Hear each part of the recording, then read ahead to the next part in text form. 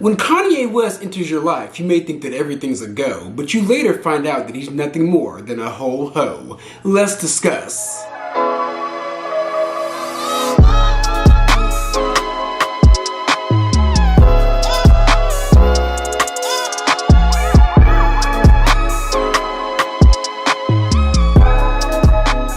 What's up, y'all? It's your boy Beasley here. Hope you all are staying cool, calm, and healthy out there. So you guys, this past week I've been sick. I had to call in for the first time last Thursday actually, because I just couldn't even. I just could not even. Usually I can push through a sickness, but I've had intense bad allergies. I don't think I have the Omarion variant, but for the sake of everybody around me and the people, the customers that I serve, I'm going to go get tested tomorrow. I'm just going to go ahead and do it.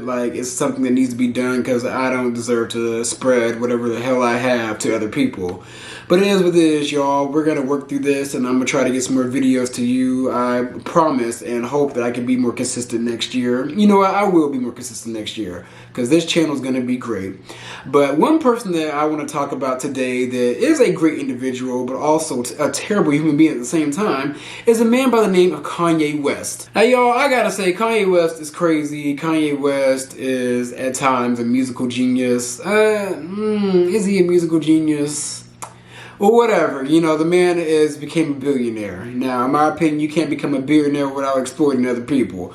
But I will say over this past year, actually, I've developed a fascination with Kanye West. I do like him in the grand scheme of things. I do. I really like the old version of him.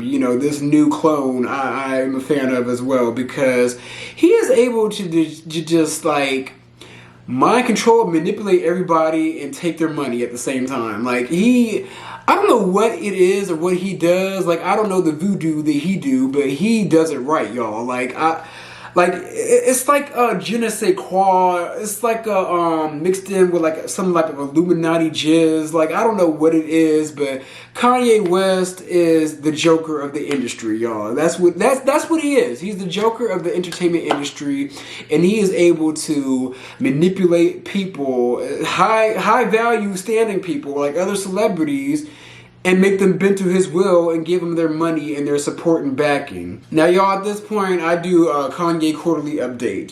He's been in the news a lot, been doing a lot, and been entertaining and really just putting on a bunch of stunts and shows. But I want to go ahead and talk about just everything that's going on with Kanye West, because this man is just all over the place, y'all. So I first want to talk about his shady business dealings with his Good Music Group record label. So he owns a record label with multiple mainstream artists, and nobody gives a damn. All of them, in my opinion, are not living up to their full potential at all. He has Teyana Taylor, Pusha T, 2 Chainz, Big Sean, and Kid Cudi. And all of them are flopping. They're all flopping right now. We just gotta keep it real. All of them were doing great up until they got underneath Kanye West. Now, in my opinion, Teyana Taylor is the biggest mishandling in the music industry I've ever saw. Teyana Taylor should be that girl. Teyana Taylor should be booking shows and stages left and right. I just don't know what she has to do. She got on screen on the MTV Awards, butt-ass naked, dancing her heart out, dancing for her dear life, you guys.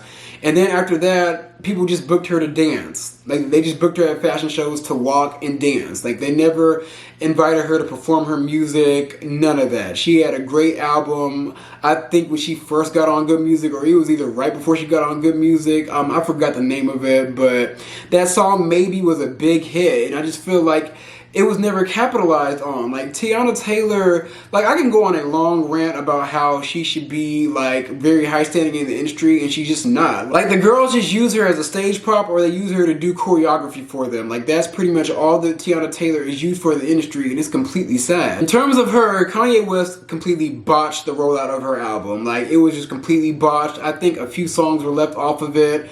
I think her last album only had about 7 or 8 songs, and they weren't weren't bad songs, but you could tell in some of them it just felt like something was missing. Like the beats weren't mixed together right. Like her vocals were a little off. Like they weren't bad vocals, but they didn't like fully mesh with the song perfectly. Like something in the studio was not clean when her album was being produced by Kanye West. And then we have Kid Cudi, y'all. Like what? What's going on with y'all boy Kid Cudi? Like this man is just walking around wearing these ill-fitting dresses. Like he was wearing like this wedding dress, and then he was wearing like this misshapen dress the other day. Like the other some award show he went to. I don't know. I forgot where these took place at, but I'm just like yo, Kid Cudi look a hot ass mess, y'all. Everybody goes up for Kid Cudi, but I just don't see it because the music is not reflecting it at all, in my opinion. Like I feel like his music is mediocre. It's not as good as it used to be. And then he's walking around just looking just a misstyled mess. Like I don't understand. I feel like ever since he got under Kanye West, Kid Cudi lost him. He lost himself. Like he doesn't really have his own identity anymore as an artist. Like he's just doing whatever's gonna give him like attention and shock value, but he's doing it in a very low key way. Not like Lil Nas X, who's in your face. Kid Cudi's just low key with his antics, and it's just still not working for him at all. And then we have 2 Chainz. 2 Chainz' last album was really good, but like I said, nobody gave a damn. Like, I think there's a problem at Good Music Group, which is under Def Jam. There is a problem with promotion and like the rollout of these artists. It's like these artists have to do everything by themselves. And if they have to do everything by themselves, then what is the point in signing to a label? Oh, I remember, money. That's why. They all signed for money. But the sad thing is, they're only getting a quarter of the money that they're selling. Like, they're not... It's weird because they're like selling these albums, but they're only getting like a fraction of that, and they're not able to put it into their own rollout and also make their own tours. It's like all of his artists are handicapped, for example. Like Pusha T, for example. Pusha T pushed out his album, that last album where he attacked Drake. Like he put it out there that Drake had a kid, which in my opinion, I thought that was public knowledge because I knew a whole year ago that Drake got that one girl pregnant. Like that situation was on the Shade Room and everything a year prior to Pusha T putting it out in a freestyle. So I don't understand how that was new news, but it is what it is. I don't get how Drake was hiding that child either, but whatever. But Pusha T dissed Drake. He put out his album with that terrible ass album cover. That album cover, which I believe was Whitney Houston's, like, you know how Whitney Houston died in a tub, and you know when they do criminal investigating, they take a scene of the crime scene or the murder scene or the suicide scene, whatever. That was his album cover. That was Pusha T's album cover, and it was met with a lot of controversy. And pretty much, in my opinion, almost buried the entire rollout. And then on top of that, Drake is high standing in the industry. So, you know, the girls kind of probably like did some magic behind the scenes to make sure that Pusha T's album flopped. And all that BS happened. And then fast forward up until like a month ago, Drake and Kanye West made up.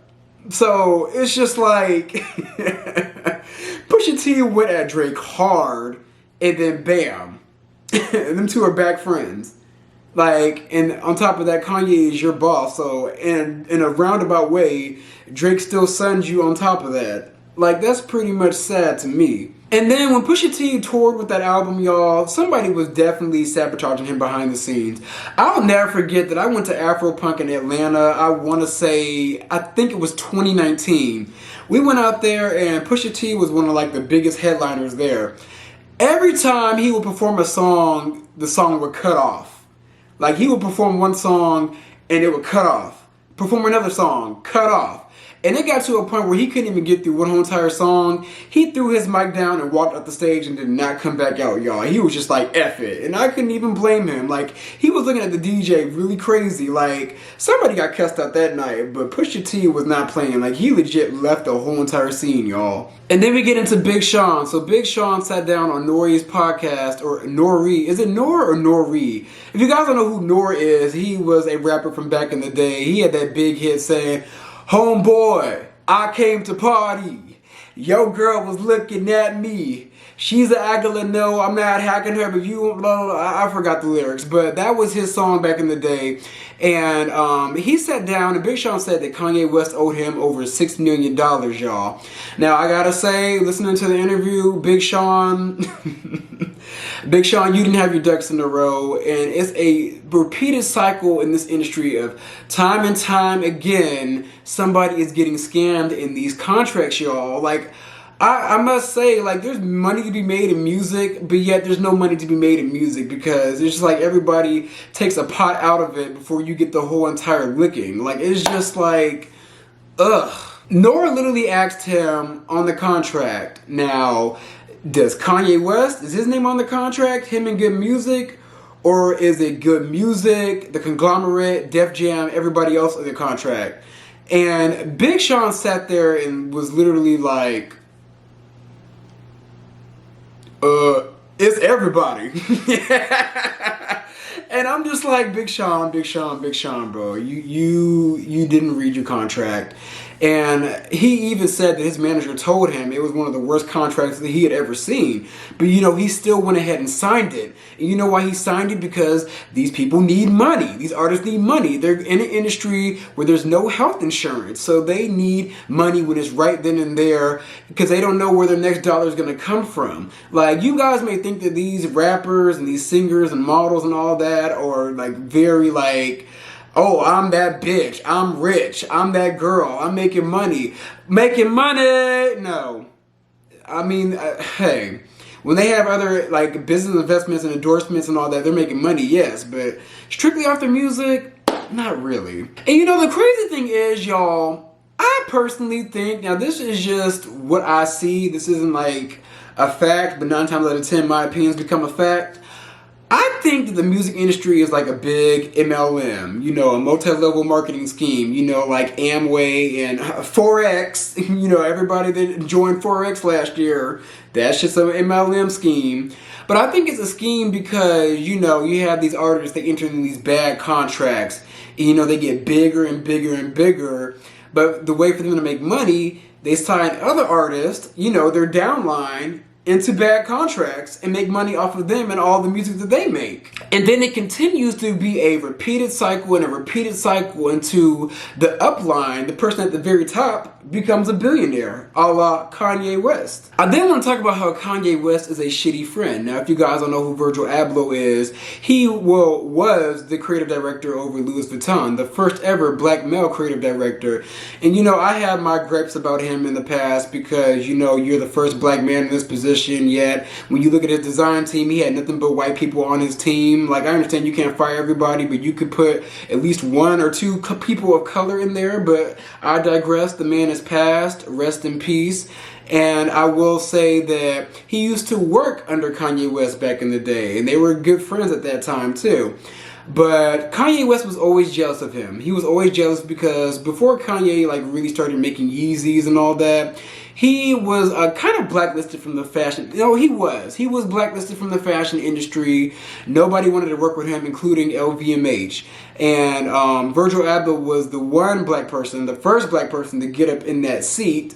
And, you know, he was doing a pretty good job. I will say Louis Vuitton right now is popping, y'all. Like, I love their merchandise, and you gotta smell their fragrances. Their fragrances are off the chain, y'all. But Kanye West was always jealous of him and mad that he quit working for him to go work for LVMH as a creative director. You know, a person that wanted their seat at the table too. Like, he was mad at that. Mad at seeing another black person before him get that spot in fashion. But I just found it funny that as soon as he died, it ain't even been a month until his death, and then bam, he gets offered the opportunity to, I don't think he's the creative director of Louis Vuitton, but he is doing something similar to that position with Louis Vuitton. I didn't really do research before this video. I'm going off the top of my head. I'm sick, sue me. But he got that position literally like 3 weeks after his death. Now, you know, this was your friend, right? And out of respect, you could have declined it, right? Because I'm pretty sure there's other black people in fashion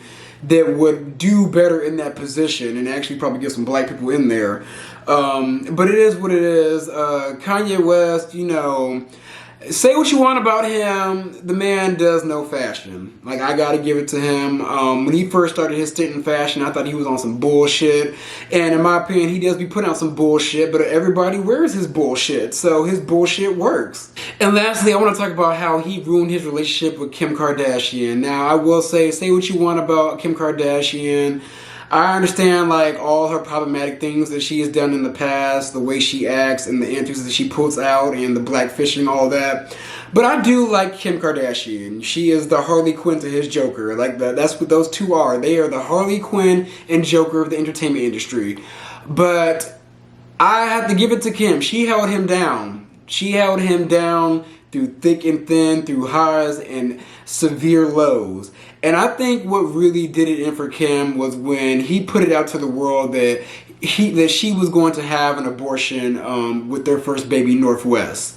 Now, ladies, drop down in the comments. Let me know, would you stick beside your man if he put it out there that, oh, you two didn't know what you guys were doing and you were contemplating having an abortion? Would you stick beside your man after he made it known to the world? Please let me know. But Kim K was his ride or die. You know, it's funny. Men, they like to remember what they had when it's almost gone. Like, I'll look at Tristan and Chloe. Even though he keeps on cheating, he doesn't want Chloe gone out of his life because, you know, it may sound barbaric, but like when you get married to a man or have their baby, like they feel like you're their property. Like that's just it. That's just what it is. Like you belong to them like forever and ever, no matter who else they're fucking. But Kanye thought that Kim was going to be there like forever. Like she wasn't going to stray away.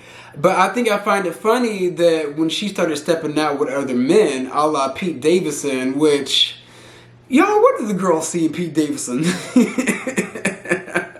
That man looks so sickly. That man looks like he has cancer. I'm sorry. Like, he just looks like just sleep deprived, dehydrated, got pink circles under his eye. Like, I don't understand what these girls see. Maybe he's just like tall and has a long piece. I don't know, but it is what it is. Ladies, do y'all find Pete Davidson attractive? But she stepped out with them. Mind you, I feel like throughout their relationship, I think them two are both cheating on each other, to be honest with you. But she stepped out with him, and she is not listening to his advances at all because ultimately he's full of shit. Because he's going on this hobo tour saying how much he wants his wife back, but yet you're still dating this one model by the name of Venetria, or Venetro, however you say her name. You're still dating this girl, but yet you're professing your love for your wife and realize, like, I want my wife back, I want my wife back. Like, dude, really? Kanye, if you want your wife back, you need to just cut it all the fuck out. All the shit that you're doing, just cut it the fuck out. And literally just take this girl on a date. Like, I think that's what is missing in their relationship. Them just being, like, a regular couple. Being, like, having regular intimate moments. And him, like, taking her out on dates and whining and dining her. Like, I think that's what it is. Like, he probably... I don't have a peek into their, like, relationship and love life. But I feel like he probably overtalks her. And he's, like, borderline schizophrenic. So he probably, like, has, like, random outbursts at the house or something. Like, I don't know. Like, Kim Kardashian is a better bitch than I'll ever be. Like, Kanye, like, how do you think you're gonna get your wife back, but you're entertaining other bitches? Like, I don't understand the logic of some of these men. Like, you're like, oh, I want my wife back. I need my wife, Kim Kardashian. And you're just out here just down on your luck. But all you have to do is get your shit together, clean house, and take her on dates, you butt fuck. But yeah, y'all, this was a random ass video. Y'all, I'm still sick. I feel like a sick dick. Like, I'm tired. I'm gonna go ahead and edit this video and take my ass on out to sleep. Hopefully it gets uploaded tomorrow. If it doesn't, it doesn't. But I will be having more content coming to you soon. And I apologize for having a weak immune system. But those are my views. So be sure to like, comment, and subscribe. I'm gonna come at you guys with some more content.